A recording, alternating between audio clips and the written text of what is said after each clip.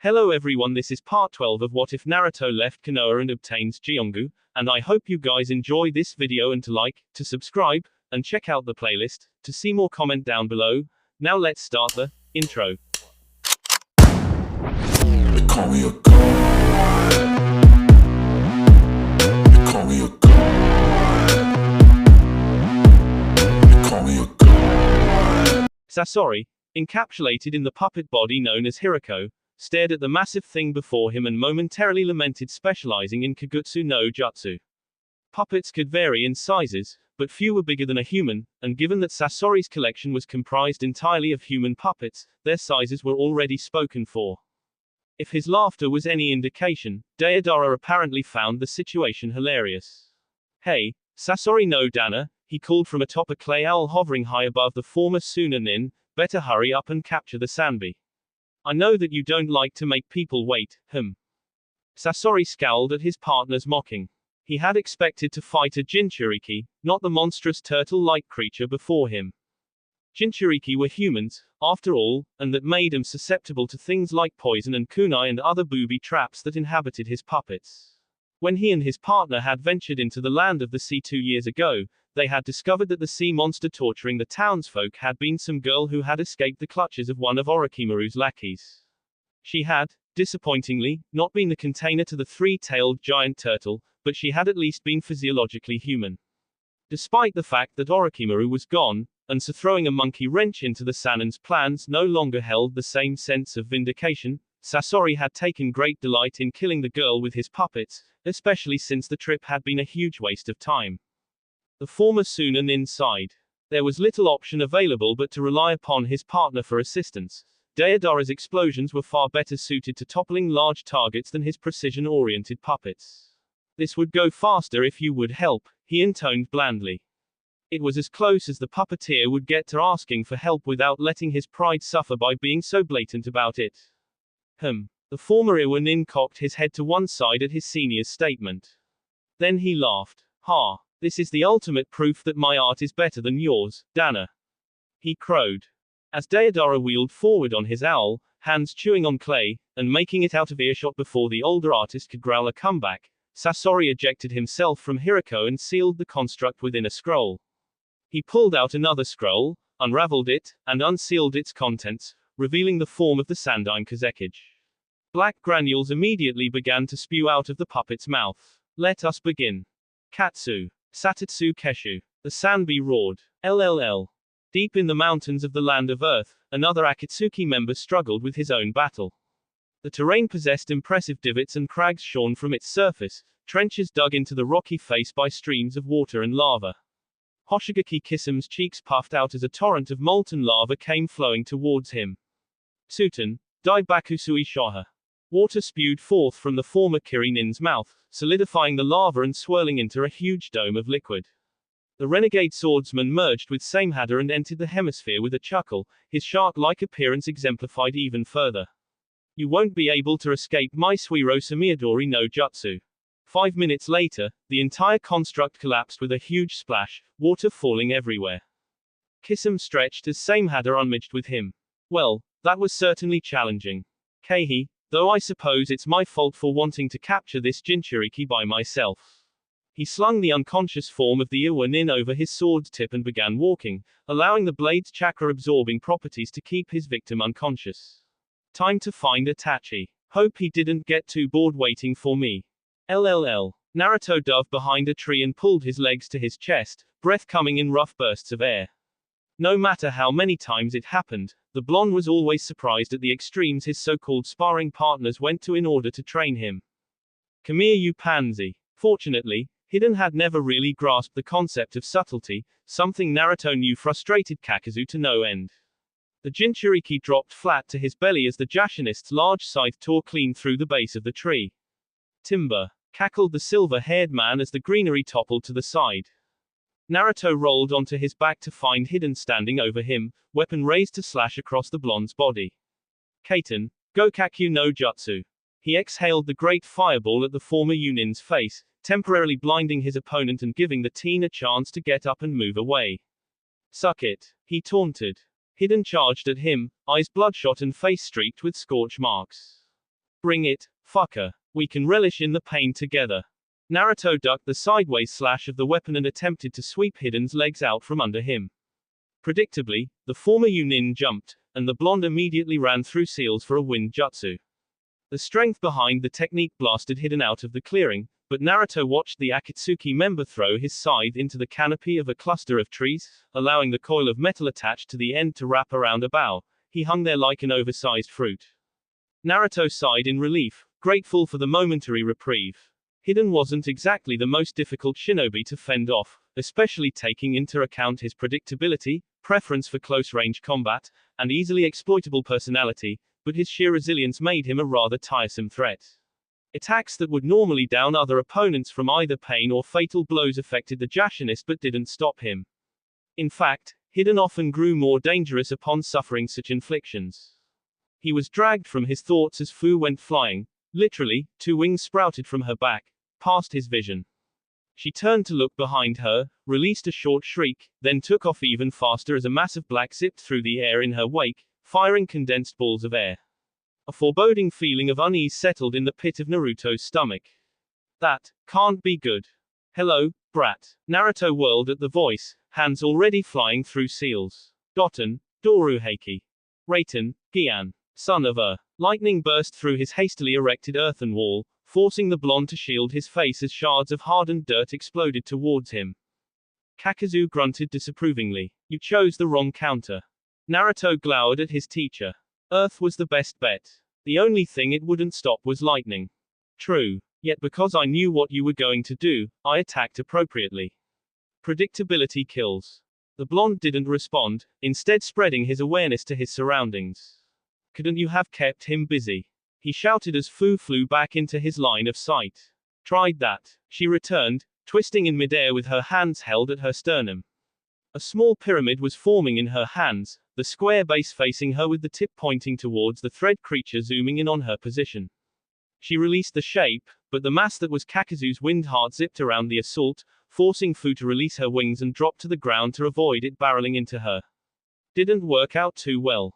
Clearly. He stared at Kakazu, who returned the gaze evenly, arms held behind his back. Why hasn't he done anything yet? And why are his arms, shit?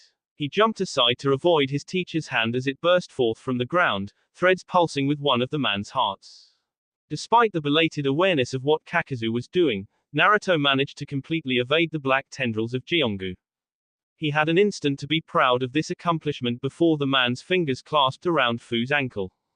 The realization that he hadn't even been the thread user's main target was further proven when the Nukenon stated, "You should enjoy Hiden's company," and flung her away. Fu managed to right herself in midair by sprouting the Nanabe's wings again, but Hiden came plunging out of the sky with a mad cackle, sides tips angled to impale her. The green-haired girl dodged, but she was blown away by a blast of air from Kakazu's returning thread creature. Naruto almost called out to his companion, but then decided he had more pressing issues to deal with and turned to face his teacher. A wise decision, commented the mercenary. Now come.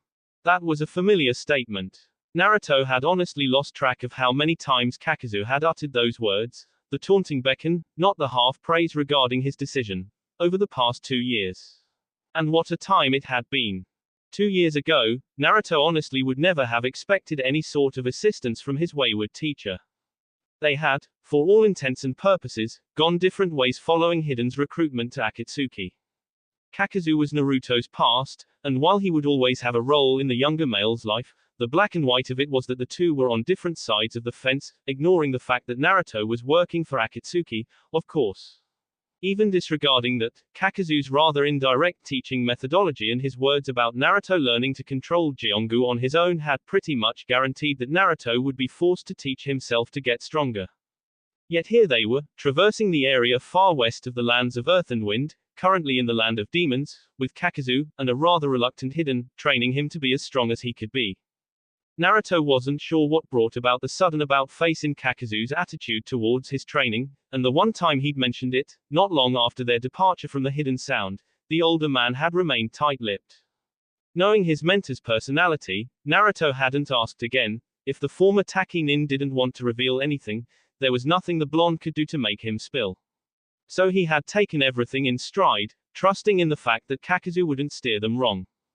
It was apt to say that Kakuzu definitely knew what he was doing. Unfortunately, the man's hands-on approach to training was brutal. There was time to rest and eat, because the necessities kept all shinobi aware and in peak condition, but most of the other remaining time was spent practicing. The things that the two Jinchuriki learned, though, Naruto almost couldn't believe how much information Kakuzu had at his disposal. Fu's reservoir of Doton techniques had increased to include every earth-related jutsu Kakuzu had learned in his 92 years of life. While her aptitude for pure wind manipulation had remained a bit lackluster, her collection of personal dust release techniques had expanded to compensate. Even more impressive was the self-taught manner in which she had learned the true version of Jinten, and had proceeded to begin integrating the atomizing power of the Nanabi into her dust jutsu. It was a taxing effort, given the amount of shape manipulation required for the actual Jinten, and removing that aspect while keeping the same overall effect and incorporating it into her modified dust techniques was apparently beyond difficult. Beyond that, Kakuzu had pushed her into drawing on the Biju's chakra, little by little, until she could utilize the Nanabi's chakra cloak up to 5 tails, without asking for the beetle's assistance, or materialize 2 solid tails as wings to fly. According to Fu, the 7 tails had been surprisingly helpful during the training, answering any questions she had about his chakra and what her limits were. Naruto wished the Kyuubi was as amicable, but he had undergone his own intense training regimen even without the Biju's assistance. Kakuzu had rescinded his idea to let Naruto learn the intricacies of Jiongu on his own, instead tutoring the boy in how to bring out the Kinjutsu's full strength. His body had paid the price for such power, obtaining long sutures across his chest, back, and at intervals along his arms, but the benefits far outweighed the costs. Naruto could now access the long-armed form that Kakuzu admitted to defaulting to after losing 2 hearts, as well as the long-range form his mentor had died in, albeit on a smaller scale. On top of that, Kakuzu had told him how to extrude his hearts into masked creatures capable of autonomous destruction. That, Naruto thought, was perhaps the best part, especially since he'd finally claimed all 5 affinities at Kakuzu's behest. He'd grasped Raiten relatively easily, finding the element as easy to call upon as his Suta ninjutsu, which was strange, he considered, given his body's natural inclination towards futon, but learning Kaiten had been as big a struggle as Doton. Despite the difficulties, he'd become well-rounded in each of the nature manipulations with Kakuzu's guidance, and his Kinjutsu's autonomy meant that he could, say, call upon his fire heart to attack for him without worrying about collecting the chakra in his chest perfectly for exhalation into actual fire attacks.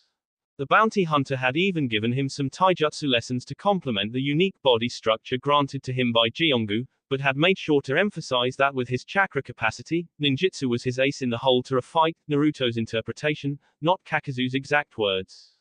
Of course, all of that had been the comparatively easy part. The true challenge had been using the new skills in practice. And Kakuzu was apparently under the belief that dangerous situations bred more impulse and creativity, as Naruto and Fu were forced to repeatedly spar against him and hidden. Naruto wasn't exactly sure where his and Fu's skill levels were with respect to the worldwide listing of shinobi classes, but he did know that Kakuzu and Hidden fully deserved their labels of S-class.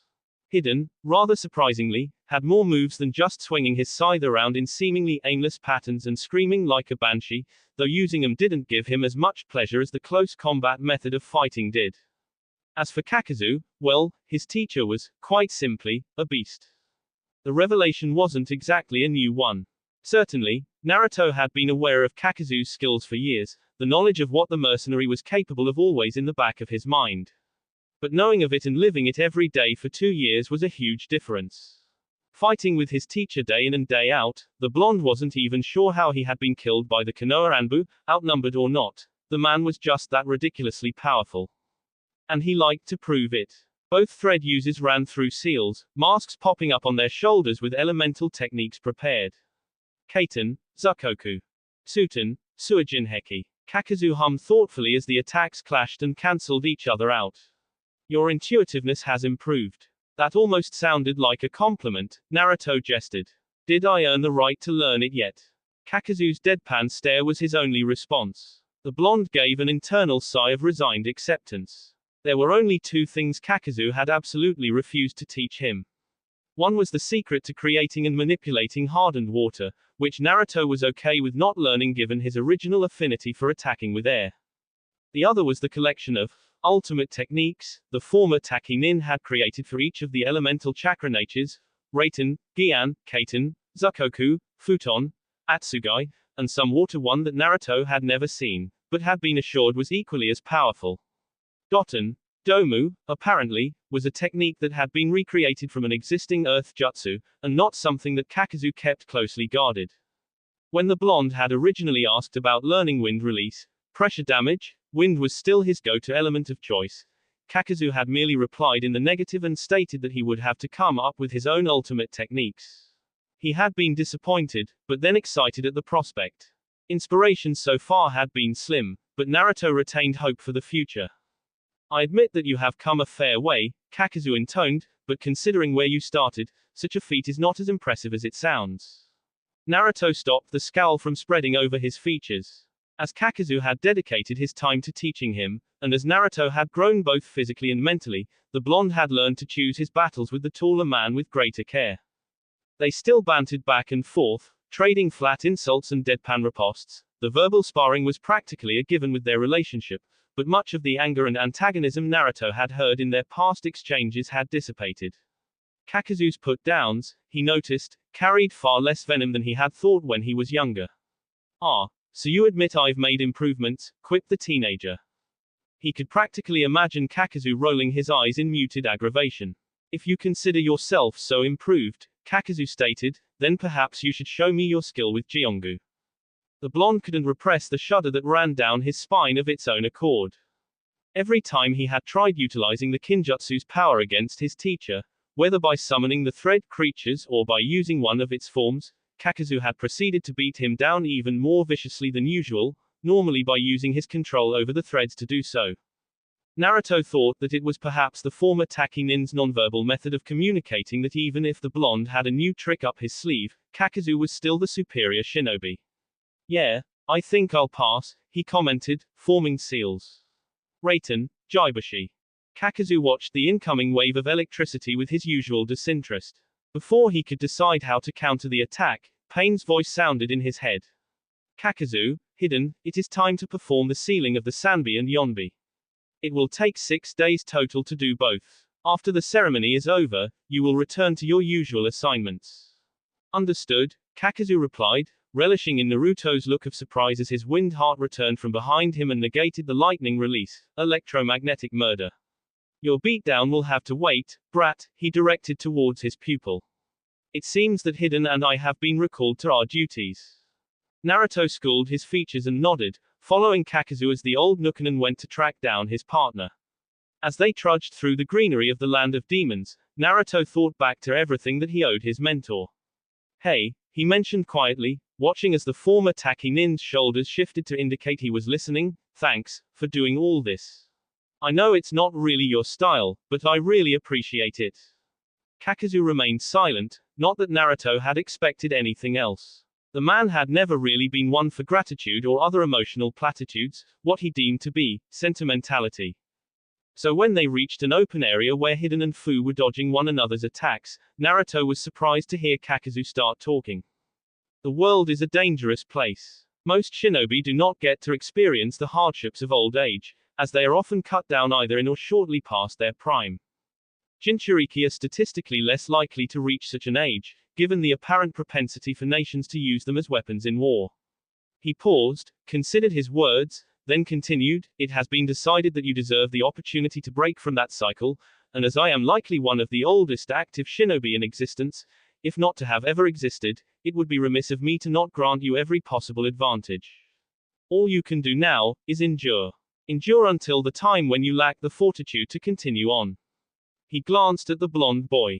"At that point, I would come kill you myself. I would expect you to have quite the bounty on your head." His piece said, Kakuzu turned his green eyes to settle on Hidden. "Hidden, you heard leader," he addressed the Jashinist. "It is time for us to depart from the children. TCH, and just when it was getting interesting, too."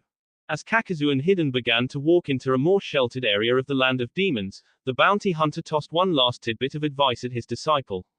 "Naruto, always remain aware of your surroundings." And then the duo was gone. Fu walked up to him as Naruto mentally interpreted Kakuzu's parting words. "Akatsuki is on the move again. Be prepared for any eventuality. You are still a target. Message received, Kakazu, he thought. So, he said, turning to Fu, where do we go now? The green-haired girl didn't respond, instead keeping her gaze focused on the ground, a pensive expression decorating her features. Naruto quirked an eyebrow. Fu. She looked up at him, orange eyes filled with resolve. I think it's time we split up, she announced.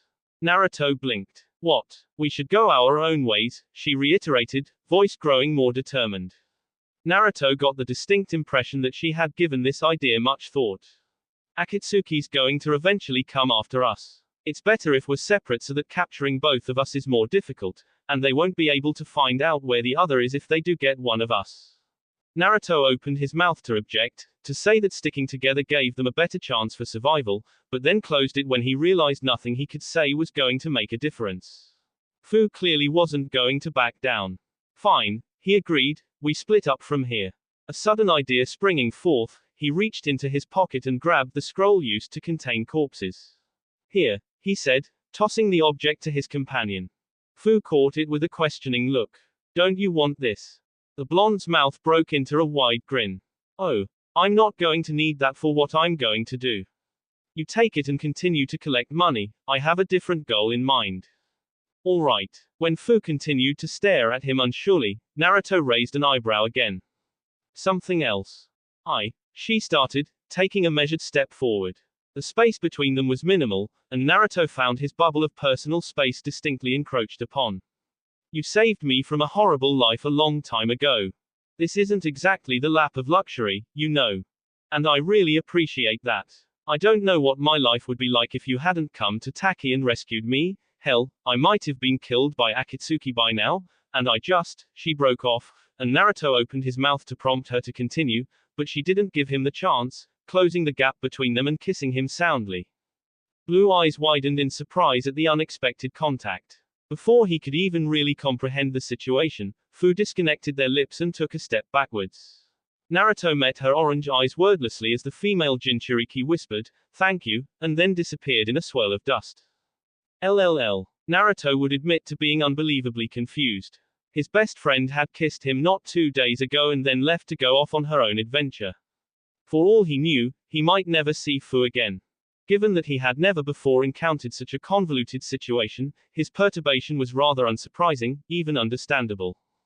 Now he at least had an explanation for some of the stranger expressions and actions that Fu had often graced him with. Not that he knew what to do with this new information.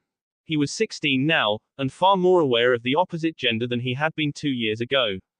Given, that wasn't saying much since his lifestyle left little room for personal interaction with anyone, let alone females, but Fu had always remained a constant in his life.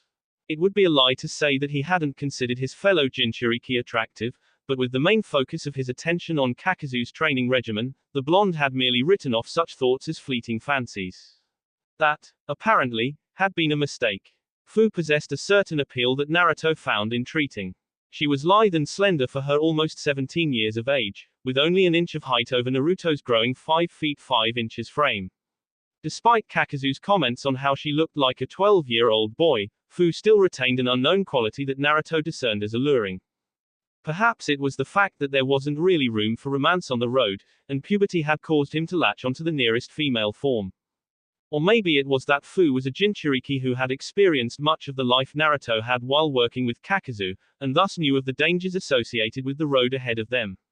Plus, it was unlikely that many people would want to be romantically involved with a demon container when, Naruto refused to think if, he could finally settle down somewhere. There were too many similarities between his and Fu's personalities and pasts to not make them an ideal pairing. Of course, none of that actually meant that the blonde knew how to react to Fu kissing him. Especially since she hadn't really given him time to try discussing with her what the hell she was thinking. Women, he muttered, abandoning the slog-ridden marshes of the land of demons for the craggy wasteland of the land of earth. Why did they have to be so damn confusing? You will not be having progeny with her. Wonderful, Naruto thought irately. The Kyuubi was deciding to make his opinion known, like he needed a bigger headache. And why not? He asked, not even considering the implications of arguing against such a statement. I refuse to allow any vessel of mine to procreate with anyone tainted by that infernal butterfly. But if I was interested in a Jinchuriki, tainted by any of the other Biju, you'd be okay with it. I will find a way to destroy you. Naruto smirked to himself. And the point goes to me. Besides, he mentioned, I'm 16. This is hardly the time to be considering reproduction.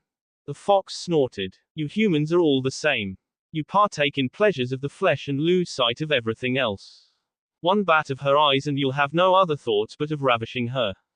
The teenager opened and closed his mouth wordlessly, trying to banish the images the QB's words had conjured in his mind. Just shut up.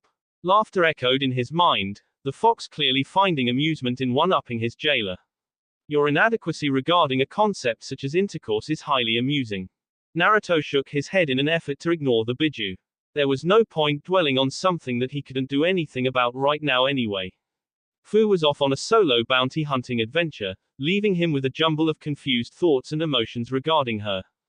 And his own goal. Now that he was well trained in the ways of Jiongu and capable of utilizing all the different elements, the blonde felt confident enough to start exacting his vengeance upon the hidden leaf. It was going to be fun. Naruto jumped behind a rocky outcropping as several figures became apparent in the distance. Soon enough, a group of 8 Iwanin came to a stop not too far from his position. Which way? Asked one of them.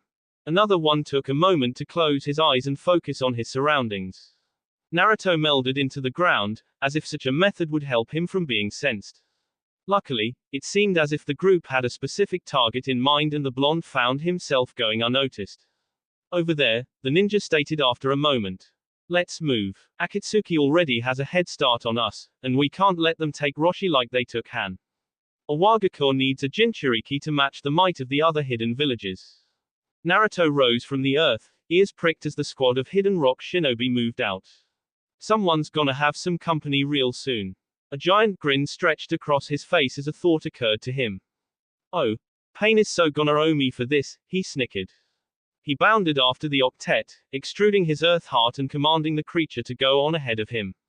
The mass of threads immediately burrowed underground to cut off the shinobi per Naruto's instructions. Several minutes later, the blonde heard his quarry shouting in surprise as a massive stone wall rose in their path. Gentlemen, he announced, drawing their attention as he alit on a crag and used chakra to glue himself to the slanted surface, I'm sorry to inform you that your journey is for naught. He paused, cupping his chin thoughtfully. Actually, I stand corrected. A wicked gleam shone in his blue eyes. I'm not really all that sorry. It's just a kid, observed one of the shinobi. Hey, kid, if you don't leave now we'll be forced to take you out, another one informed him. Naruto stared at them blankly. Man, death threats just roll right off you idiots. He massaged his forehead with the fingers on one hand and shook his head sadly, muted chuckles escaping his lips. Great, now I sound like Kakazu. Arrogance and insults all in one. Don't say we didn't warn you, kid. The man Naruto assumed to be captain addressed the rest of his squadron. Finish this quickly. Oh, I will, Naruto assured them. Jaws of earth erupted from the ground and clamped down on one of the shinobi while all attention remained on the teenager, Naruto's earth heart directing the soil from underneath the surface. When the remaining men turned at their comrade's scream, the Jinchuriki propelled himself forward in a burst of wind, the futon, senpuken swirling around his right arm. He slammed his fist into the leftmost ninja's abdomen, shredding organs and sending blood flying outward in a spray of red. You were saying. He mocked as the corpse of the second Iwanin hit the ground. Slabs of rock rose from the ground and attempted to crush him, but a quick kawarimi with some loose stone allowed him to avoid the assault. Naruto tutted disapprovingly at the remaining Iwanin. Well now, that won't do at all, he said. In moments, he was in Jiongu's long-armed form, his lightning and fire masks situated in the spread of threads at his back. Much better, he hissed sadistically through the tongue of threads sprouting from his mouth. Soon, there was nothing left in the area but a bunch of corpses. Well, that was fun, he commented, allowing his body to come back together and the earth heart to return to its place on his back. He turned his head to face southeast. Time for the real trials to begin. With that, he took off in the direction of the land of fire. LLL. Hey Naruto. Gah. Surprised by the appearance of a small green chameleon on his shoulder, the teen was caught off guard as a massive purple projectile flew at him. Instinctively, he leaned backwards to avoid the object, but, combined with the shock of the reptile's sudden arrival, lost his footing in the liquid his feet were entrenched in and fell on his back. The reptile moved a bit higher on Naruto's shoulder to avoid getting ensnared by the fluid. You don't seem to be very good at this. Kamisata, spluttered the blonde, what are you, how are you? Oji-san wants to speak with you, the chameleon informed him. What? Now, I'm a little busy here. Kamisata's eyes roved around the forested area. So I see. Then his right eye focused on Naruto's face. Hurry it up. Naruto resisted the urge to snatch the diminutive creature up and strangle him. He had been living in the forests of the Land of Fire for about a month, picking off any team of leaf shinobi that crossed his path. The bounties on their heads were irrelevant, though Kakazu probably would have had a series of heart attacks if he knew that Naruto was more focused on depleting the village's forces and punishing it for its citizens' scorn in the early years of his life. And the taste of vengeance was like honey. Unfortunately, his most recent targets were proving to be more annoying than the others he'd come across up to that point. 2 of the 4 Chunin had gone down easily enough, but the remaining 2 worked well in tandem and had manipulated the terrain to their advantage. One of them, a brunette with long bangs covering his right eye, had spat some weird Sutan ninjutsu over Naruto's feet which possessed the viscosity of syrup and made moving highly inconvenient. His partner, a dark-haired male with a weird scar on his chin and a strip of bandage crossing from ear to ear over the bridge of his nose, had summoned a giant purple mace with the vague appearance of a conch shell. He had proven to be surprisingly adept at wielding the monstrosity, though it hadn't proven overly effective given Naruto's use of Doton, Domu. While he could have unleashed his full power from the get-go and just wasted everyone, he had developed the rather sadistic habit of toying with his victims and enjoyed watching them die one at a time. The idea that he was acquiring more and more of Kakazu's quirks was something he accepted with much chagrin. Naruto lifted an arm out of the viscous fluid, grimacing in disgust as it thickened and held the limb in place. He suddenly regretted never getting a shirt to replace the one that had been ruined shortly after the training trip with Kakazu and Hiden had begun. It had become pointless to wear one after learning how to extrude the hearts from his body, since the process would rend the garment to shreds, which explained Kakazu's weird, backless top, but he felt highly exposed wearing only the standard ninja pants. The dark-haired shinobi leapt at him, mace in hand to smash it down on his unmoving body. Okay, no more screwing around. The long suture stretching from clavicle to side, a permanent reminder of his fight against the Oto Nin years ago, opened up, allowing a stream of black threads to burst forth and spear towards the Chunin. He brought his massive weapon forward to absorb the brunt of the attack, allowing the threads to crash harmlessly into the conch's reinforced shell.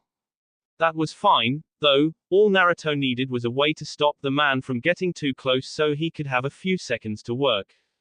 A pulsing mass of threads appeared in the opening in his chest, forming a rough approximation of a mouth. Lightning surged forward as his relocated Raiten heart unleashed a massive pillar of electricity. The attack rose high above the tree canopy, a brilliant flash of blue light. That's gonna attract attention. Kotetsu, shouted the other man as his comrade was consumed by the attack. When the technique faded away, a blackened corpse fell into the viscous liquid at Naruto's feet. I'll kill you. Yeah, thought the blonde, rolling his eyes, like I haven't heard that before. It was slightly unfortunate that he couldn't actually see what was happening as he was stuck, but he supposed it didn't really matter. In a matter of seconds, the lightning heart had replaced his wind heart as his body's primary one, allowing the latter to emerge from the hole in his chest as a roughly bird-shaped amalgamation of threads. The thread creature opened its approximation of a beak and expelled a rush of slicing wind that carved into the charging Konoha nin. He collapsed to the ground, bloody gashes covering his entire body. As the threads returned to his body and his hearts resituated themselves, Naruto let out a brief huff. Well, that was tedious. He shifted his attention to Kamisata, who had remained silent throughout the battle. Now, what do you want? The chameleon released a noise of annoyance. I told you already, Oji-san wants to talk to you. Naruto raised an eyebrow. Why does it matter? Retorted the reptile. He glared at his summon, releasing an annoyed sigh when it didn't seem to affect him. Yeah, well, I'm a bit stuck at the moment. Can you give me a minute to get out of here? Before the Anbu show up. He added mentally. Don't worry about it. Naruto was about to ask what the reptile meant when Kamisata stood on his hind legs and began forming what the blonde could only assume was hand signs.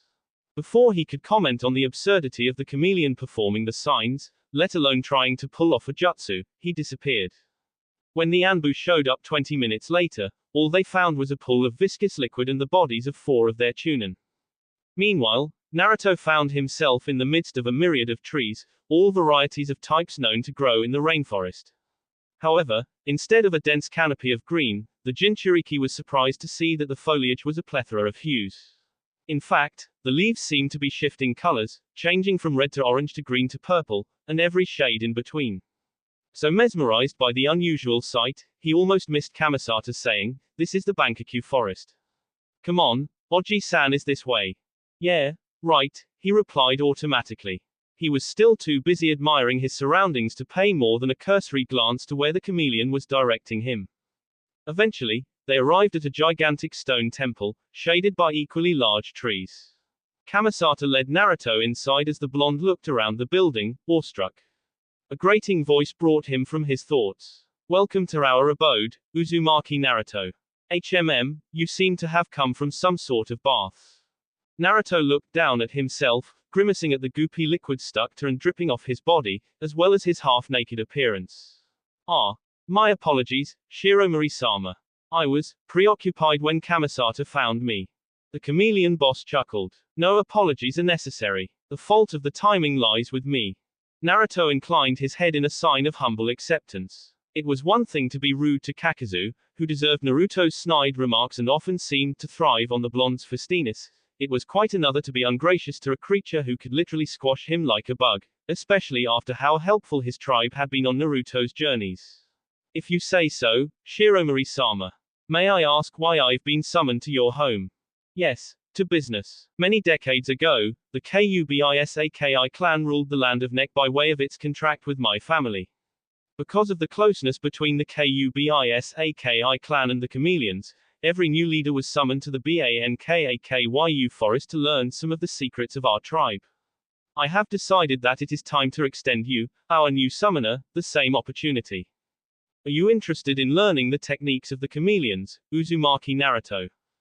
The blonde merely grinned in response. LLL. Danzo slammed his fist on his desk in frustration. He had lost count of how many reports had been delivered to him with the same general message. Another team of Konoha nin had been found within the borders of the Land of Fire, dead. The deaths of shinobi were not exactly uncommon occurrences, but it was strange to have so many of them occur while in friendly territory and not during wartime.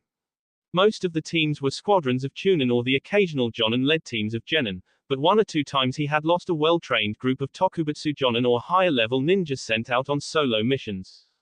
Danzo didn't really mourn the loss of those people. Shinobi were tools to serve their leader, after all, but it was getting rather aggravating to have to act more cautious with his mission assignments. As there was no real pattern to the attacks with regards to direction, he couldn't determine if the situation was caused by one of the other nations trying to create a weak point in Konoha's defenses, or someone else's personal vendetta. Lack of follow-up attacks on Konoha directly and reports from Tenzo suggested the latter.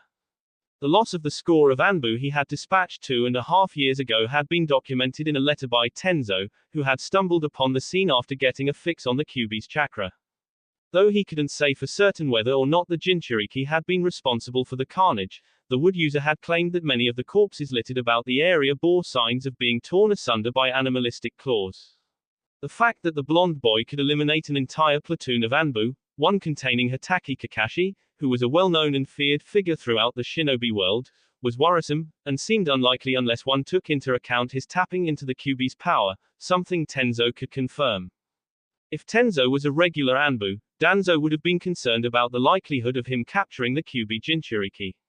However, Danzo was counting on the wood user's ability to nullify the Bijuu's chakra once activated, which would exhaust the Jinchuriki in the process and make him susceptible to acquisition. Of course, that required Tenzo to actually find the boy, and while he had traced multiple uprisings of demonic chakra over the time succeeding the Anbu massacre, every clue ended in a dead end. It spoke of quite a high skill in the praise tracking and evading abilities to so continuously elude the Anbu member. Assuming the Jinchuriki's involvement in the killings of the Leaf Shinobi, it also offered an explanation as to why so many of the more recent attacks seemed to occur without any of the Konoha nin aware of being assaulted until it was too late. It was almost as if the attacker was using an impressive cloaking technique, like Maegakure no Jutsu, only close to a level that hadn't been seen since the days of the second Chushikage. Danzo scowled at that thought. If the Kyuubi Jinchuriki was truly behind these recent attacks, then his skills were beyond what even Tenzo had informed him of from their limited confrontations. That was problematic, and left the Hokage with very little options. He could either wait for the boy to screw up in some measure, or Danzo uttered, and an adolescent male with long, dark hair and a bird's mask appeared before him, one fist to the ground and head bowed in respect. There is a shinobi or group of shinobi targeting Konoha Nin. Find them, and, if possible, bring them here. Otherwise, dispose of them. As you command, Danzo-sama, said the shinobi, and then he was gone. Danzo smirked slightly. It probably wasn't advisable to send a single shinobi out on a mission to incapacitate someone who was likely to target him, but that was the genius of sending Om. Whatever evasive abilities the shinobi killing his tools was using wouldn't work against his root member. Jinchuriki or not, Om would disable the Leaf's enemy before said person knew what had happened to him. LLL. Naruto couldn't resist the excited grin that spread across his face at the sound of somebody rushing through the woods. He was crouched at the juncture between a tree's low-hanging bough and trunk, cloaked in Maegakure no Jutsu. Things were just way too easy now. His training with the chameleons had gone well enough. Most of their techniques held a basis in their ability to change forms at will, such as Shiromari's long-term tenure as the Kubasaki Castle. They were also very adept with genjutsu and other illusion-related tricks, such as their infamous ability to camouflage seamlessly into their surroundings. As a less than proficient genjutsu caster, Naruto held very little interest in any of the techniques related to that field his summons were willing to teach him. He had informed them of such in as polite a manner as possible, which had elicited a rumbling laugh from the chameleon boss. They had bypassed any of the illusionary and transformation jutsu and gone straight to the other traits the chameleons were well known for, elongating the tongue, focusing the eyes on two separate points. But the trick to learning camouflage had definitely been the most useful, and despite its partial basis in genjutsu, Naruto had insisted on learning it.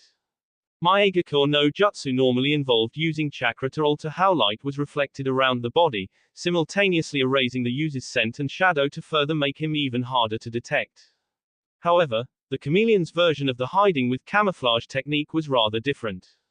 It required the user to shroud himself in natural energy, something Naruto had never even heard of before, in order to blend seamlessly with his environment. The technique retained all the positives of the original jutsu with the added benefit of being even more difficult to detect because the chakra being used to cloak the individual didn't actually belong to the user and matched the environment the user was hiding in. The ease with which it had allowed him to sneak up on unsuspecting Konoha Nin and kill them without them being any the wiser was absolutely ridiculous. A Konoha Nin wearing an Anbu mask and a cream-colored cloak landed on the ground almost directly beneath Naruto. By the way the shinobi moved, the Jinchuriki guessed his adversary to be male. The blonde flexed his fingers in anticipation as the man beneath him twisted his head to observe his surroundings. Jiongu squirmed beneath his skin, itching for the opportunity to wriggle into a body and pierce, strangle, rip, until there was nothing left but a corpse. Naruto leaped from the tree, silent as a wraith, and descended upon the unknowing man. 10 feet away, the Anbu whipped around, palm thrusting out.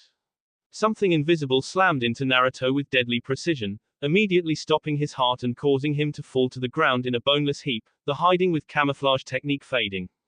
As Naruto's body assimilated his earth heart, his mind whirled with disbelief at how he had been found out. Hakukusho, intoned a voice, and Naruto instinctively hardened his skin to protect himself as another invisible force blew his body backwards. You might as well get up, continued the Anbu, I can see that your chakra system is still active. Naruto rose to his feet, brushing a hand through his blonde locks to dislodge any dirt. Can you now? Quite an interesting trick. Considering that and your hacker technique, you must be a Hyuga. He flexed his hands. Haven't gotten into a fight with one of your kind for some time. I'm not sure how you survived that strike to your heart, but rest assured it won't happen again. He raced forward, palm extended in a gentle fist strike for Naruto's heart. The renegade twisted around the blow, unleashing a flurry of threads to bind the Konoha Nin and reap his heart. Just as the tendrils wound about the Anbu's body, he became aglow in a shroud of chakra. Jukenpo Ichigekishin, he stated, and the kinjutsu was forcibly repelled from its target. The Anbu member jumped away from Naruto, and for a moment there was silence until he hissed, "It is you." Naruto raised an eyebrow. "Me." I suspected. Whatever had caused the ANBU's break in control was lost in the next instant, his voice returned to its flat tone. Danzo-sama desires you captured alive, but if you resist, your body will be enough compensation. I feel like I'm missing something, Naruto pondered, tapping a finger to his chin thoughtfully. You seem to know me, why don't you reciprocate by removing the mask? The Anbu dove forward with another series of gentle fist maneuvers, though he seemed a bit more hostile with his attacks this time, forcing the blonde to practically dance to avoid the strikes. I'll take that as a no. Performing a quick kawarimi, he watched from a tree branch as the Hyuga's palm thrust demolished the replacement log into splinters. You seem angry, he observed. The Anbu tilted his head up and sent 2 more chakra-laced, compressed air bullets at him. Most unbefitting of an Anbu, he noted, swinging down to dodge the attacks. Curiosity killed the cat, he thought, hands moving through seals, but I've really gotta know. Tsuten, Haran Bansho, he announced, water falling from the sky in a torrential downpour. The Hyuga immediately spun himself into a chitin to repel the deluge, and Naruto used the excess liquid to form several water clones to surround his enemy. They lunged for the Anbu as he came out of his rotation, and Naruto snaked his arms into the battle as the Hyuga dealt with the doppelgangers. Despite the Byakugan's near 360-degree vision, the Hyuga couldn't do anything about the hands reaching for his mask without letting his guard down to the clones. Several palm strikes dispersed the water clones, leaving Naruto to face the full brunt of the ANBU's glowering white eyes settling on him. Hyuga Neji, he realized, recognizing the features of his long-ago Chunin exam opponent. Then he laughed. You're an Anbu now. I guess you became worth something after all. I suspected it was you. Your chakra system is still clouded with those threads, Shinobu of a Megacure, or not, Neji noted, eyes flickering to the slashed hidden leaf Hatei 8 on Naruto's forehead. Mock me as you will, he informed the blonde before settling into an advanced gentle fist stance, but you're within my field of divination. Naruto didn't even have time to curse before Neji was upon him. Haka Hyaku Nijihachi Sho. The first several blows landed before Naruto regained some semblance of awareness and had the capacity to order Jiongu to counterattack. When Neji's fingers lanced forward for the next series of strikes, threads burst forth from the suture on Naruto's chest and wrapped around the Hyuga's wrists before they could connect. I'm sure you remember these, he smirked. With a quick motion, the tendrils snapped the Konoha nin's joints, rendering his prized taijutsu style useless. Neji showed remarkable restraint for having his wrists broken, merely hissing in pain. His body began to glow with chakra again for another gentle fist art one-blow body, but the mask containing Naruto's lightning heart appeared on his shoulder and fired a burst of electricity which paralyzed the other male. I believe that's 2 times you've lost to me now, Naruto mentioned blithely. The Hyuga didn't respond. Naruto hummed thoughtfully. Your emotional control has gone up since we last met. Not that it matters all that much. Now, I believe you owe me a heart. Whatever you hope to gain by continuing this crusade against Konoha will not come to fruition, Neji stated, venom lacing his tone. The blonde merely laughed in response. You're a fool. My goals stretch no further than killing the people of your village, which is exactly what I've been doing. There is no deeper purpose. Now, go meet the rest of your comrades. More threads squirmed forth from his chest and dug into Neji's, causing the Hyuga's pale eyes to widen. Moments later, the tendrils withdrew, their pumping prize clutched in the grasp. Much better, he sighed, depositing the heart in his chest, though I probably enjoyed that far more than I should have. Kakazu has definitely rubbed off on me. His attention was drawn to the Konoha nin's corpse as the seal on his forehead glowed green and his eyes were burned from their sockets. Ah, so that's how the seal activates, interesting. He lugged the body upon his shoulder and began walking to the nearest bounty exchange station. Well, Hyuga Neji, let's see how much you're really worth. LLL. Name. Uzumaki Naruto. Hair color. Bright yellow. Eye color. Blue. Other distinguishing features. 3 whisker-like markings on either cheek. Former village affiliation. Konohagakure. Age. 16. Bounty. 70 million. The man looked up at the large amount and raised an eyebrow, but didn't comment on the price. Does the shinobi have a Kekkei Genkai or known kinjutsu? No. Another raised eyebrow, but the man scribbled down the response. He will be listed as an A-rank Nukanen. Is there any other information you can add? He is adept at futon ninjutsu. And, prompted the man when the other person didn't continue. That is all the information I have. Do you have a picture? The person shook his head. Very well, nodded the man. We will list Uzumaki Naruto in the next edition of the bingo book. Thank you for your report. The Konoha nin nodded and left. When he was far enough away from the building, the henge around him dropped. Kakazu smirked behind his mask. Naruto would raise hell the minute he discovered what the older shinobi had done, but he would eventually come to appreciate the favor Kakazu had done him. By being listed in the bingo book with such a high bounty and such rudimentary skills, he would quickly become the target of both other mercenaries and the hidden villages alike. Given that the former Taki nin had neglected to give the editors information about Jiongu, Naruto's Jinchuriki status, or the fact that he could freely control all of the elements, Naruto would quickly start accumulating the bounties of people chasing him instead of the other way around. Really, it was quite a time-saving and profitable deed he had just done his pupil. And if Kakazu got some twisted satisfaction out of pissing the blonde off, well, that was just a bonus. LLL. Naruto narrowly dodged a burst of fire and then activated the Earth Spear technique, bringing his arm up to block a sideways swipe of a Kumo nin sword. Something was wrong. Naruto couldn't decide exactly what that something was, but some sixth sense was telling him that the natural order of the world had been violated.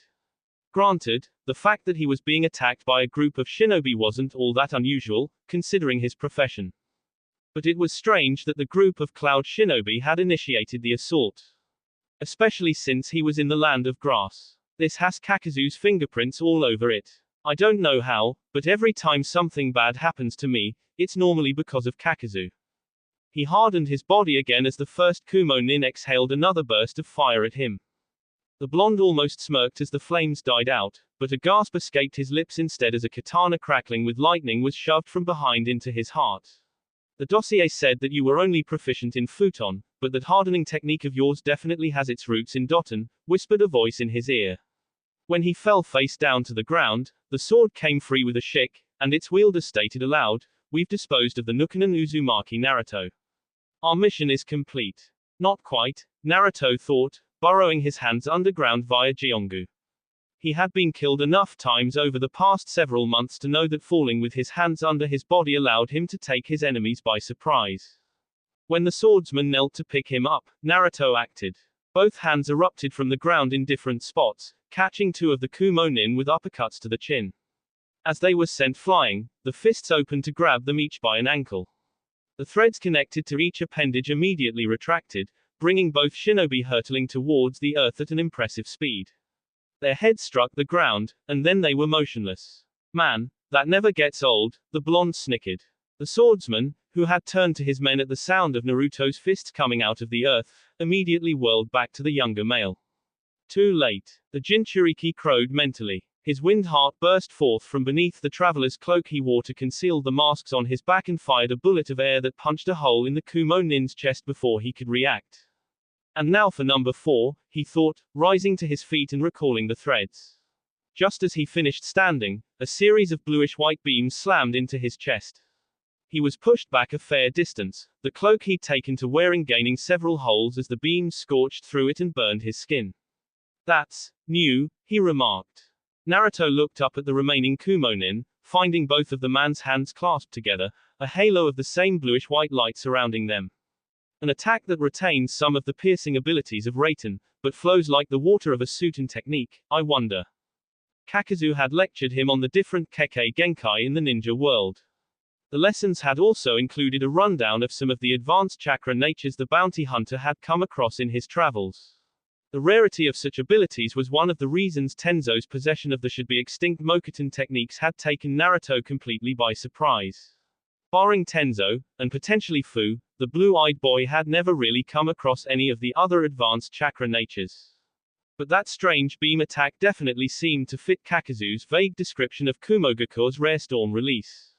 Another armada of beams began homing in on his position, forcing the renegade to manipulate the air before him into a dense shield. His blue eyes widened as the attack simply bent around the barrier and converged on his location. Naruto took the attack and came out with a severely tattered cloak and several more burns for his trouble. Fortunately, while the attack seemed to be quite versatile, it lacked a lot of the raw destructive power of the lightning release element that composed it. He raced forward, forcing the Cloud Shinobi to release the seal for his technique and bring forth a katana crackling with lightning. That was fine with Naruto, who immediately held out his right hand and allowed Jiongu to twine itself into its sword form, glowing blue with wind chakra. Steel met the makeshift black blade, causing the Kumo Nin to grimace as the wind chakra began to bite into his weapon, negating the electricity running along the blade.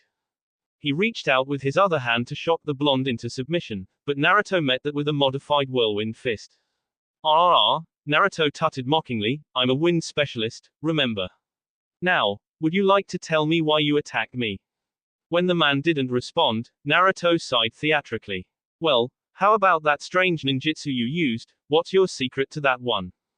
Again, the blonde was greeted with silence. Well, he continued, guess I'll just have to find out for myself. Threads tore through the front of his cloak and dove into his opponent's body, wriggling under the skin and aiming for his heart. Naruto relished in the brief moment of shock on the man's face before the tendrils resurfaced with his heart in the grasp.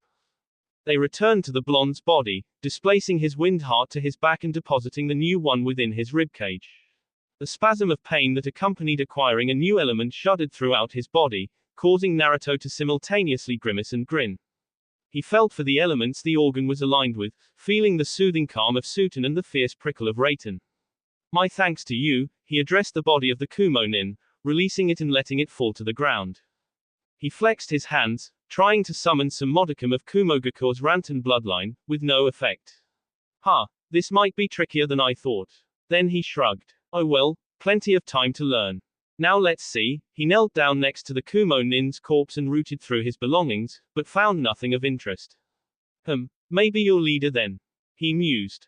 Naruto dragged the body over to the one who had stabbed him. The wielder of the storm release ability might be worth something at a bounty station, even if Naruto had his heart, and searched his person. He discovered a mission scroll and immediately unraveled it, a frown etching his features as he read it. Find and kill Uzumaki Naruto and claim the bounty on his head. Bounty. Then he growled. Kakazu, I know it's him. Damn him. What did he do? Put me in the bingo book. He took a deep breath. Calm down, he probably knew I'd react like this, which is exactly why he did it. I just need to stay on my guard, figure out a plan. He looked down at his cloak, get some new clothes, yeah, let's start there. Naruto sighed, hefted the body of the Rantan user on his back, and began walking. 10 seconds later. Kakuzu, you stupid bastard. I'll kill you for this. That will be it for this video. If you want more, comment down below, like, subscribe. And see you guys later.